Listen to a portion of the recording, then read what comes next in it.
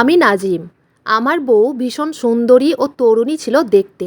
সে এতটাই সুন্দরী ছিল দেখতে যে তার সৌন্দর্য যে কোনো পুরুষকেই নিজের দিকে আকর্ষণ করত। তাই আমার বউয়ের প্রতি আমার মনে একটা ভয় কাজ করত, এবং সেই ভয়টা হচ্ছে আমার বউ যদি আমাকে ঠকায় তাহলে কি হবে। জানি না কেন সবসময় আমার মনে এই ভয়টা কাজ করত, এবং একদিন আমার মনের এই ভয়টা সত্যি হয়ে যায়। সেদিন আমি যখন আমার ঘরে শুয়েছিলাম তখন আমার বউ আমার চোখের সামনেই তার প্রেমিকের সঙ্গে সব কিছু করেছিল। আমার বউ নির্লজ্জের মতো সেই পুরুষের সঙ্গে নিজের চাহিদা পূরণ করে, এবং তারা দুজনে উন্মত্ত ছিল একে অপরের চাহিদা পূরণ করার জন্য। আর আমি তাদের নোংরামিগুলো নিজের চোখে দেখেও কিচ্ছু করতে পারিনি। এবং কেন আমি নিজের চোখে সব কিছু দেখার পরেও কিছু করতে পারিনি, সেটা আমি আপনাদের এই গল্পের মাধ্যমেই শোনাবো। আমার জীবনের এই গল্পটি শুনে আপনারা অনেক বেশি আশ্চর্য হয়ে যাবেন যে মানুষ কতটা নিচু পর্যায়ে নামতে পারে। আমি আমার বউকে ভীষণ ভালোবাসতাম ও তাকে অনেক বিশ্বাস করতাম। তার কিছু চাওয়ার আগেই আমি তাকে সেটা এনে হাজির করে দিতাম, এবং সে আমার এই ভালোবাসার সুযোগ নিয়ে আমার সঙ্গে সদ্ব্যবহার করেছিল। প্রত্যেক দিন রাত হতেই আমার বউ তার প্রেমিকের সঙ্গে আমার বিছানাতেই সব কিছু করত, আর আমি জ্যান্ত লাশের মতো বিছানায় পড়ে থাকতাম। আর আমার চোখ দিয়ে জল পড়তো, কিন্তু আমি কিচ্ছু করতে পারতাম না। চলুন তাহলে শুরু করি আমার জীবনের সত্যি ঘটনাটি। সেদিন আমার বউ ও আমি একটা পার্টিতে যাওয়ার জন্য তৈরি হচ্ছিলাম। আমাদের বিয়ে হতে সবেই 1 বছর হয়েছিল। আমার বউ এতটাই সুন্দরী ছিল যে আমি তাকে সবসময় খুশি করার জন্য কোনো না কোনো জিনিস এনে তাকে উৎসাহিত করতাম। কিন্তু গত 1 মাস থেকে আমার বউ নিজের মোবাইল আমার থেকে সবসময় লুকিয়ে রাখত। আমি তার মোবাইলে হাত দিলেই সে ঘাবড়ে যেত, এবং আমি খেয়াল করেছিলাম গত 1 মাস থেকে সে এই ধরনের ব্যবহারগুলো করত। সেদিন আমরা দুজনে যখন পার্টিতে যাওয়ার জন্য তৈরি হচ্ছিলাম তখন আমার বউকে দেখা মাত্রই আমি তাকে ভালোবাসতে শুরু করেছিলাম, কারণ সে তখন একটা লাল রঙের শাড়ি পরেছিল এবং তাকে ভীষণ সুন্দর দেখাচ্ছিল। তাই আমি নিজের আবেগ ধরে রাখতে না পেরে তাকে আদর করে জড়িয়ে ধরেছিলাম। ঠিক তখনই তার মোবাইলে রিং বাজে, এবং মোবাইলে রিং বাজা মাত্রই সে মোবাইলটা হাতে নিয়ে অনেক বেশি ঘাবড়ে গিয়ে মেসেজগুলো দেখতে শুরু করে। আমি তখন আমার বউকে জিজ্ঞেস করলাম, রিনা, কার মেসেজ এসেছে? রিনা তখন থতমত খেয়ে ঘাবড়ে গিয়ে আমাকে বলল, আরে কিছু না, কাস্টমার কেয়ার থেকে বারবার মেসেজ আসছে।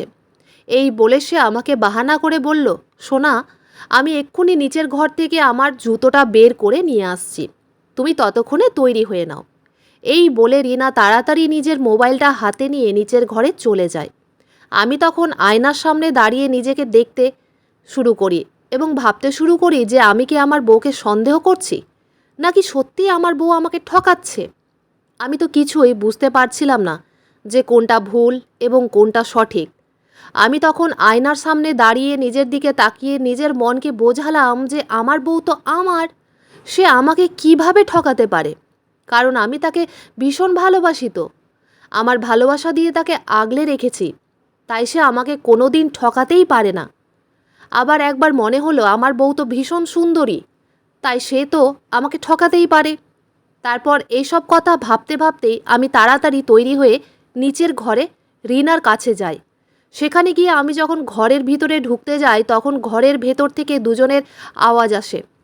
দুজনের আওয়াজ পেয়ে আমি তাড়াতাড়ি ঘরের দরজা খুলে ভেতরে ঢুকে দেখি ঘরটা পুরো অন্ধকার হয়ে আছে, এবং আমার বউ বিছানায় বসে নিজের পায়ের জুতো ঠিক করছে। আমি তখন ঘরের ভিতরে ঢুকে লাইটটা অন করে অনেক বেশি উত্তেজিত হয়ে রিনাকে জিজ্ঞেস করলাম, রিনা, তুমি অন্ধকারে কি করছো? আর তোমার সঙ্গে কে ছিল? কারণ আমি এই ঘর থেকে দুজনের কথা বলার আওয়াজ শুনতে পেয়েছি।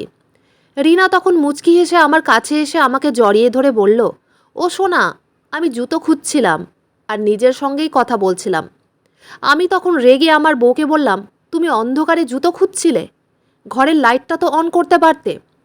আমার বউ তখন রেগে গিয়ে নিজের মোবাইলটা দেখিয়ে বলল, আমি নিজের মোবাইলের লাইটটা অন করে জুতো খুঁজছিলাম।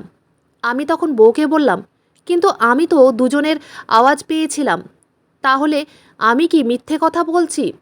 আমার বউ তখন রেগে গিয়ে বলল, আচ্ছা, তোমার যদি আমার উপরে সন্দেহ হয় যে এই ঘরে কেউ আছে, তাহলে তুমি খুঁজে দেখতে পারো। তুমি তো সবসময় আমাকে সন্দেহ করো। আরে আমি একজন বিবাহিতা মহিলা, তা সত্ত্বেও তুমি আমাকে সন্দেহ কেন করো? বউ যখন আমার উপরে রাগ করেছিল তখন আমি তাকে ভালোবেসে বললাম, আরে রিনা, তুমি রাগ করছো কেন? আমার ভুল হয়েছে, আমি আর তোমাকে সন্দেহ করব না। তারপর আমরা দুজনে পার্টিতে গিয়েছিলাম, কিন্তু জানি না কেন আমার মনের সন্দেহ দূর হয়নি। আমার মনের মধ্যে এটা সন্দেহ ছিল যে আমার বউ আমাকে মিথ্যে কথা বলছে। কিন্তু সেদিনের পর থেকে আমি রিনাকে বুঝতে দিইনি যে আমি তার উপরে সন্দেহ করছি, এবং আমার তার উপরে সন্দেহ হওয়াটাই স্বাভাবিক। কারণ আমি যতক্ষণ বাড়িতে থাকতাম ততক্ষণ সে নিজের মোবাইলটা নিজের হাতের মধ্যেই রাখত। সে ভুল করেও নিজের মোবাইল আমাকে ছুঁতেও দিত না। আমার তো কোনো কিছুর অভাব ছিল না, শুধু অভাব ছিল তো সেটা হচ্ছে মনের শান্তির। এইভাবেই আমার দিন কাটছিল, কিন্তু একদিন হঠাৎ করে আমি পা পিছলে সিঁড়ি থেকে পড়ে গিয়ে অক্ষম হয়ে যাই। আমি জ্যান্ত লাশ হয়ে যাই। আমি চোখে সব কিছু দেখতে পারতাম, কিন্তু কিছু বলতে পারতাম না। এমনকি হাঁটা চলাও করতে পারতাম না, নড়াচড়াও করতে পারতাম না। তারপর আমার এক খুব কাছের বন্ধু, সে একজন ডাক্তার, সে আমার চিকিৎসা করার জন্য বাড়িতে এসেছিল। তারপর আমি যখন সিঁড়ি থেকে পড়ে যাই তখন আমার বউ রিনা তাকে ফোন করে বাড়িতে ডেকেছিল। আসলে আমার ওই বন্ধু আমাদের ফ্যামিলি ডাক্তার ছিল। আমাদের কোনো কিছু অসুবিধে হলেই আমরা তার কাছে চিকিৎসা করাতাম। আমার বন্ধু আমাকে দেখার পরে আমার বউকে বলল, আমি পক্ষাঘাতে আক্রান্ত হয়েছি এবং আমি কোমায় চলে গেছি। আর এটা ঠিক হতে 1 মাসও সময় লাগতে পারে, কিংবা 1 বছরও সময় লাগতে পারে, এমনকি কোনো দিন ঠিক নাও হতে পারে। তারপর ডাক্তারে ওষুধ দিয়ে চলে যায়, এবং সেদিন আমার পায়ের তলা থেকে মাটি সরে যায়। কারণ ডাক্তারের চলে যাওয়ার পরে আমার বউ আমার পাশেই বসেছিল এবং সে আমার মাথায় হাত বুলোচ্ছিল। রিনা যেভাবে অনেক ভালোবেসে আমার মাথায় হাত বুলাচ্ছিল ও আমার যত্ন নিচ্ছিল, তাতে আমি ভেবেছিলাম আমার বউ আমাকে কত ভালোবাসে, সে আমার কত খেয়াল রাখে। আমি এইসব ভাবছিলাম, আর ঠিক তখনই সে মোবাইলে কোনো একজনকে ফোন করে বলে, আমি প্যারালাইজড হয়ে গেছি, এবং এটা ঠিক হতে 1 মাসের সময় লাগতে পারে, আবার 1 বছরও সময় লাগতে পারে, আবার হয়তো আমি 1-2 দিনের মধ্যে ঠিকও হয়ে যেতে পারি। এই কথা বলার পরে সে ফোনের ওই পারে থাকা ব্যক্তিকে আমার বাড়িতে ডাকে। আমি বুঝতে পারছিলাম না যে আমার বউ ফোনে কার সঙ্গে কথা বলছিল এবং সে কাকে বাড়িতে ডেকেছিল। প্রথমে আমার মনে হয়েছিল সে হয়তো নিশ্চয়ই আমাদের কোনো আত্মীয়র সঙ্গে ফোনে কথা বলছিল এবং আমার অসুস্থতার কথা জানাচ্ছিল। তারপর 1 ঘন্টা পরে যখন ওই ব্যক্তিটি আমাদের বাড়িতে আসে তখন তাদের দুজনকে একসঙ্গে দেখে তো আমার পায়ের তলা থেকে যেন মাটি সরে যায়। আমার মাথায় যেন আকাশ ভেঙে পড়ে। আমি ওই সময় চোখ বন্ধ করে শুয়ে থাকার নাটক করেছিলাম। তখন আমার ঘরের ভিতরে একটা অপরিচিত ছেলে আসে এবং আমার বউ আমার চোখের সামনেই ওই ছেলেটাকে জড়িয়ে ধরে বলছিল, অমিত, দেখো না আমার বরের কি হয়ে গেছে। আমার বর তো কোমায় চলে গেছে, এবার আমাকে দামি দামি উপহার কে কিনে দিবে। তখন অমিত নামের ওই ছেলেটি আমার বউয়ের কোমর চেপে ধরে বলল, ভালোই তো হয়েছে ডার্লিং, এবার আমি এখানেই থাকবো আর তোমার সঙ্গে টাইম কাটাবো। ভালোই হয়েছে তোমার বর অসুস্থ হয়ে পড়েছে, সে তো নিজের জ্ঞান হারিয়ে ফেলেছে, সে তো কোমায় চলে গেছে, তাই তোমার এত চিন্তা করার কি আছে। এবার থেকে আমাদের দুজনকে আর লুকিয়ে দেখা করতে হবে না, আমি এখানেই তোমার সঙ্গে থাকবো। আর আমি তোমাকে দামি দামি উপহার দিতে না পারলেও আমি তোমাকে অনেক দামি দামি আদর দিব, যেই আদরগুলো পেয়ে তুমি অনেক খুশি হয়ে যাবে। তারপর আমার বউ ওই অমিত নামের ছেলেটিকে জড়িয়ে ধরে। তারপর সব কিছু নিজের চোখে দেখার পরে আমার চোখ দিয়ে জল টসটস করে পড়ছিল। আমার চোখের সামনেই আমার বউ অন্য কোনো ছেলের সঙ্গে নোংরামি করছিল, এবং সেদিন আমার মনের সব সন্দেহ দূর হয়ে যায় যে আমার মনের সন্দেহটাই ঠিক ছিল। আমি আগে নিজেকেই খারাপ ভাবতাম এটা ভেবে যে আমি কিভাবে আমার বউকে সন্দেহ করতে পারি, কিন্তু সেদিন নিজের চোখে সব কিছু দেখার পরে আমার নিজের প্রতি রাগ হয় এটা ভেবে যে মনে সন্দেহ থাকা সত্ত্বেও আমি কিভাবে নিজের বউকে চোখ বন্ধ করে বিশ্বাস করতে পেরেছিলাম। তারপর সেদিন সন্ধেবেলায় আমার বউয়ের প্রেমিক ও তার বোন আমাদের বাড়িতে আসে। অমিত নিজের বোনকে নিয়ে আমার বাড়িতে থাকতে এসেছিল। আসলে অমিত বাইরের ছেলে ছিল, সে একটা ভাড়া বাড়িতে থাকতো এবং অমিতের বোন পড়াশোনার জন্য আমাদের এখানে এসেছিল। আমার অসুস্থতার সুযোগ নিয়ে অমিত তার বোনকে নিয়ে আমার বাড়িতে এসে হাজির হয়েছিল। আমার অসুস্থতার সুযোগ নিয়ে আমার বউ আমার সঙ্গে বিশ্বাসঘাতকতা করেছিল। আমি তাকে অনেক ভালোবাসতাম, কিন্তু সেই ভালোবাসার উপহার সে আমাকে ঠকিয়ে দিয়েছিল। আমার বউ আমাকে এত বাজেভাবে ঠকাবে আমি সেটা কোনোদিন কল্পনাও করিনি। তারপর আমার চোখের সামনেই আমার বউ ও তার প্রেমিক সব কিছু করত। সেদিন অমিতের বোন রাশিদা অমিত ও আমার বউকে বলেছিল, তোমরা কিন্তু এটা একদম ঠিক করছো না। ওই মানুষটা অসুস্থ হয়ে বিছানায় পড়ে আছে আর তোমরা তার চোখের সামনে এই নোংরামিগুলো করছো। ছি। অমিত তখন তার বোনকে বলল, রাশিদা, তোকে এই ব্যাপারে বেশি কথা বলার কোনো দরকার নেই। তুই এখানে ফ্রিতে থাকতে পাচ্ছিস, এটা তোর কপাল, তাই নিজের মুখটা বন্ধ রাখ। এখন যা এখান থেকে। আমি কিন্তু শুয়ে শুয়ে তাদের সব কিছু শুনছিলাম ও দেখছিলাম। আসলে আমার বউ ও তার প্রেমিক নির্লজ্জের সব সীমা অতিক্রম করেছিল। কখনো তারা নিচের ঘরে নিজেদের চাহিদা পূরণ করত, কখনো বা বাথরুমের ভিতরে গিয়ে নিজেদের চাহিদা পূরণ করত, কখনো বা আমার চোখের সামনেই তারা সব কিছু করত। তারপর সেদিন আমার বউ ও তার প্রেমিক যখন বাথরুমের ভিতরে নিজেদের চাহিদা পূরণ করছিল, তখন আমি লুকিয়ে সব কিছু আমার মোবাইলে রেকর্ডিং করেছিলাম। ঠিক তখনই অমিতের বোন রাশিদা আমাকে দেখে ফেলে। তখন আমি রাশিদার কিছু বলার আগেই তার মুখটাকে চেপে ধরে তাড়াতাড়ি আমার ঘরের ভিতরে নিয়ে আসি। রাশিদা তখন অনেক বেশি আশ্চর্য হয়ে ঘাবড়ে গিয়ে আমাকে বলল, আপনি তো অসুস্থ ছিলেন, তাহলে আপনি কিভাবে হাঁটাচলা করতে পারছেন?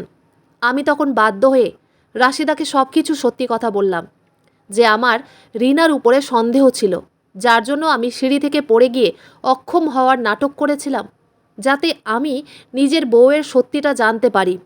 তারপর আমি রাশিদাকে সব কিছু সত্যি কথা বলে দেওয়ার পরে তার সামনে হাত জোড় করে বললাম, রাশিদা, দয়া করে এত বড় সত্যি কথা তুমি এখন কাউকে বলবে না।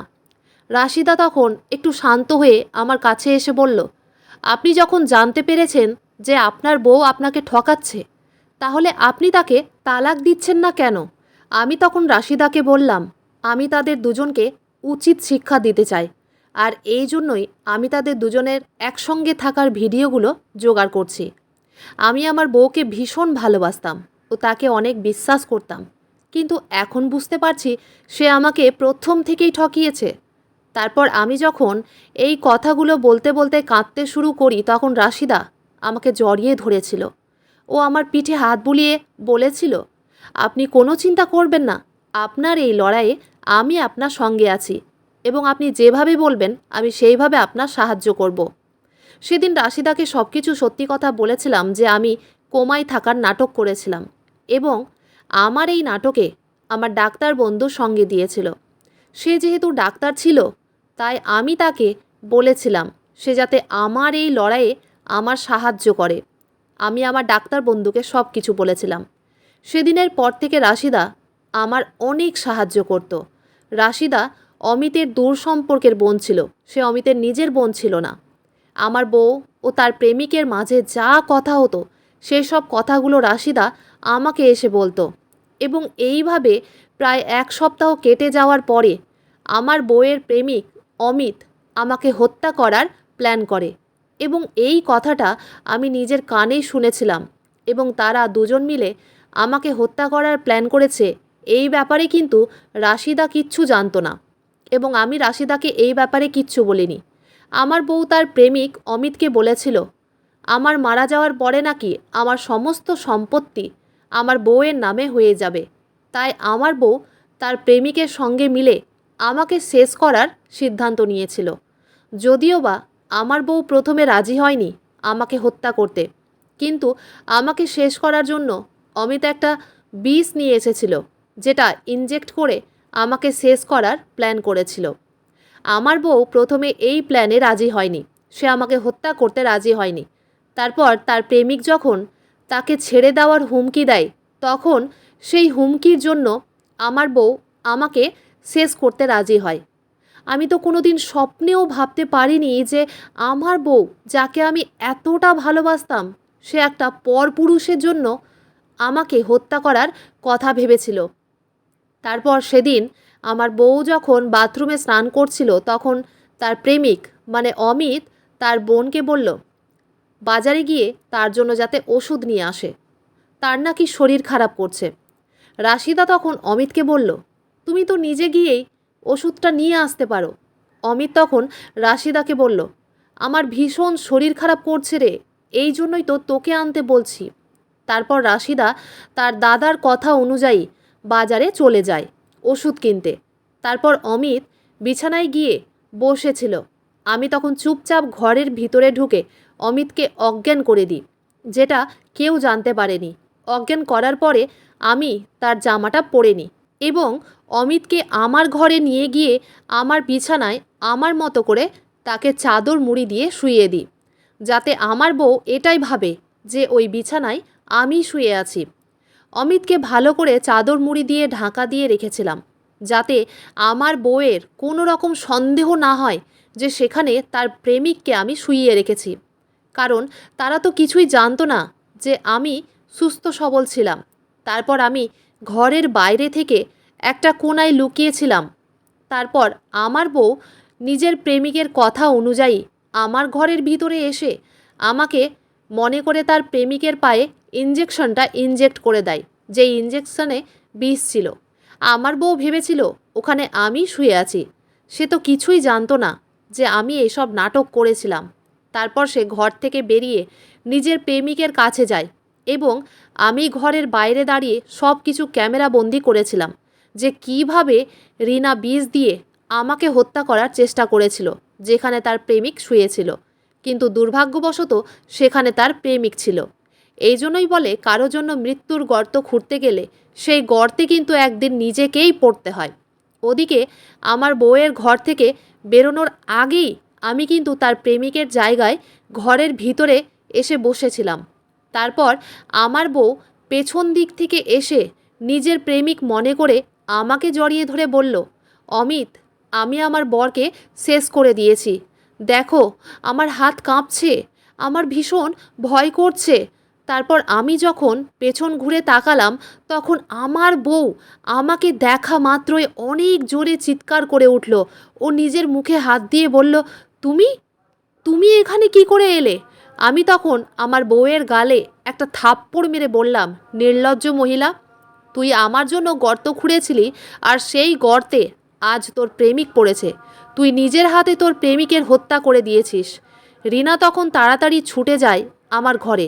তারপর আমার ঘরে গিয়ে বিছানার চাদর সরিয়ে দেখে ওই বিছানায় তার প্রেমিক জ্ঞানহারা অবস্থায় পড়ে আছে। ততক্ষণে কিন্তু তার প্রেমিক শেষ হয়ে গেছে। তার প্রেমিককে ওই অবস্থায় দেখে রিনা হাউমাউ করে কাঁদতে শুরু করে, কিন্তু তার আমার জন্য বিন্দুমাত্র দুঃখ বা কষ্ট ছিল না। তারপর আমি পুলিশকে ফোন করেছিলাম এবং সমস্ত ভিডিও দেখিয়েছিলাম। শাস্তি হিসেবে আমার বউকে এখন যাবজ্জীবনের কারাবাস হয়েছে। এই জন্যই বলে, সমাজ থেকে বেরিয়ে অস্বাভাবিক কিছু করার আগে 10 বার কিন্তু ভাবনা চিন্তা করা উচিত। একটা মানুষকে ঠকিয়ে সে কখনোই সুখী হতে পারে না। আমি আমার বউকে অনেক বিশ্বাস করতাম, কিন্তু আমি তাকে অন্ধের মতো বিশ্বাস করতে পারিনি, যার জন্যই তার সত্যিটা দেখতে পেয়েছিলাম। কাউকে বিশ্বাস করা ভালো, কিন্তু অন্ধের মতো কাউকে বিশ্বাস করা উচিত নয়। ওই ঘটনার পরে আমি সম্পূর্ণভাবে একা হয়ে গেছিলাম, কিন্তু রাশিদা আমার সঙ্গে দিয়েছিল। সে আমাকে অনেক সাহায্য করেছিল এই দুঃখ থেকে বেরোতে। সে আমাকে পছন্দ করতে শুরু করেছিল, কিন্তু আমি তাকে বন্ধুর মতোই মনে করতাম। আমার মনে তার প্রতি বন্ধুত্বের জায়গা ছিল। এখন সে আমার প্রতিটা ভালো মন্দ ব্যাপারে আমার সঙ্গেই থাকে। আমার বউ তো উচিত শাস্তি পেয়েছে। বন্ধুরা, আজকের গল্পটি এখানেই শেষ করছি। গল্পতে কোনো ভুল ত্রুটি থাকলে ক্ষমা করে দিবেন। গল্পটি ভালো লাগলে অবশ্যই লাইক, শেয়ার, সাবস্ক্রাইব করতে ভুলবেন না। ধন্যবাদ।